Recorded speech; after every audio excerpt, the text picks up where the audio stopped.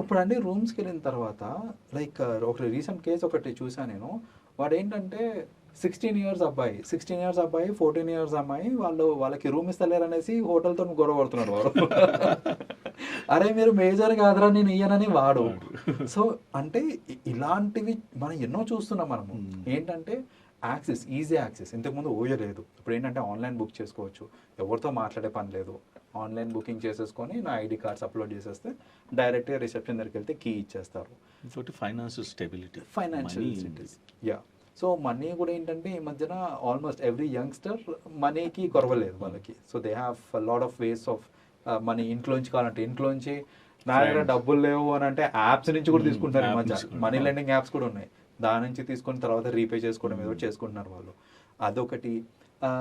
ఈకనామికల్ అయిపోయింది. రూమ్స్ 800, 500, 1000 రూపీస్లో కూడా దొరుకుతున్నాయి ఈ మధ్యన. అంతకుముందు ఒక రూమ్ కావాలంటే 2000, 3000కి తక్కువ దొరికేది కాదు మనకి. అండ్ అక్కడ ఏంటి మోస్ట్లీ ఎల్డర్లీ మ్యారీడ్ కపుల్స్కి మాత్రం ఇచ్చేవాళ్ళు.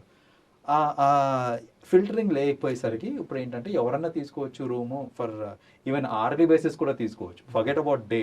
నేను జస్ట్ 2-3 అవర్స్ కోసం కావాలంటే ఇంకా తక్కువ రేట్లో దొరికేస్తుంది నాకు.